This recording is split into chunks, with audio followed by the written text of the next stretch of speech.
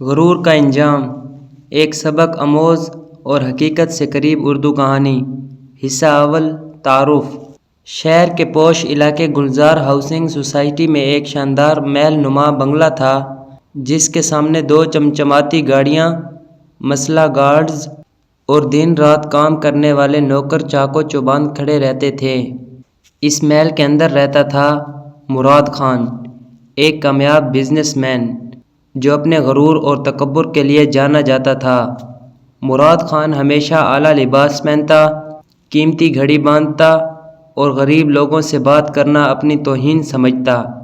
اس کی نظریں ہمیشہ اوپر ہوتیں، جیسے وہ زمین پر چلنے والوں کو دیکھنے کا روادار نہ ہو۔ حصہ دوم، غرور کی بلندی۔ مراد خان ایک یتیم خانے سے اٹھ کر یہاں تک پہنچا تھا، مگر دولت اور شہرت نے اس کے دل سے عاجزی چھین لی تھی۔ آج وہ اپنے ماضی کو ماننے سے بھی انکاری تھا۔ اس کے بنگلے کے گیٹ پر روزانہ ایک شخص آ کر کھڑا ہوتا تھا، جس کی آنکھوں میں پرانی یادوں کا دکھ ہوتا۔ وہ شخص تھا فاروق، مراد خان کا بچپن کا دوست۔ فاروق اب ایک دہاڑی دار مزدور تھا، جو اپنی بیوی اور دو بچوں کا پیٹ پالنے کے لیے دن رات مزدوری کرتا۔ ایک دن اس نے ہمت کر کے مراد خان کے دفتر کے اندر جانے کی اجازت مانگی، اور جیسے ہی مراد نے اسے دیکھا، طنز سے ہنسا۔ تم اب بھی وہی ہو جو ہمیشہ رہے تھے، ایک ناکام اور غریب انسان۔ دیکھو کہاں میں اور کہاں تم۔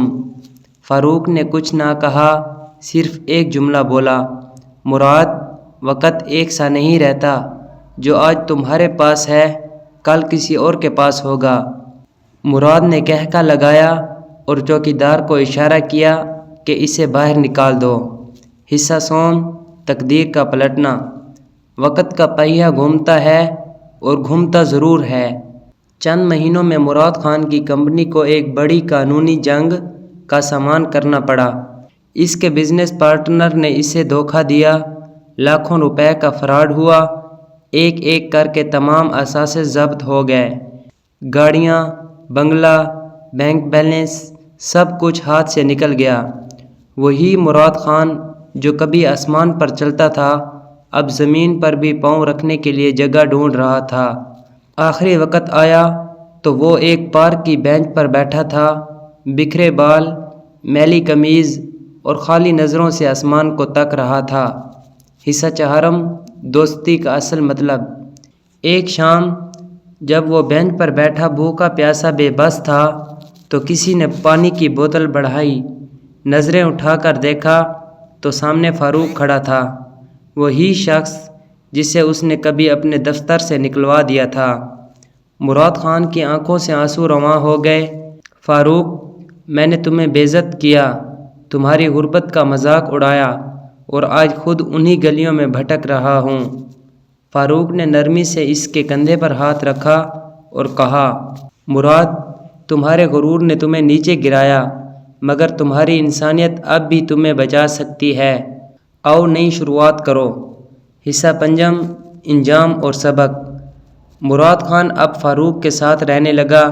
وہ فاروق کے چھوٹے سے کرائے کے گھر میں رہتا، اس کے ساتھ مزدوری کرتا اور عاجزی سیکھنے لگا۔ رفتہ رفتہ وہ ایک نئے انسان میں بدل گیا۔ فاروق کی دکان میں اضافہ ہوا، کاروبار بڑھا، اور اس نے مراد کو بھی ایک چھوٹا کام سونپ دیا۔ دونوں دوست اب ایک دوسرے کے سچے سائے بن چکے تھے۔ آخر میں مراد خان آج لوگوں کو ایک ہی بات کہتا ہے، غرور انسان کو بلند نہیں کرتا بلکہ تنہا کر دیتا ہے، اصل بلندی عاجزی میں ہے۔ سبق: غرور کا انجام ہمیشہ پچھتاوا ہوتا ہے، اور عاجزی ہمیشہ دلوں کو فتح کرتی ہے۔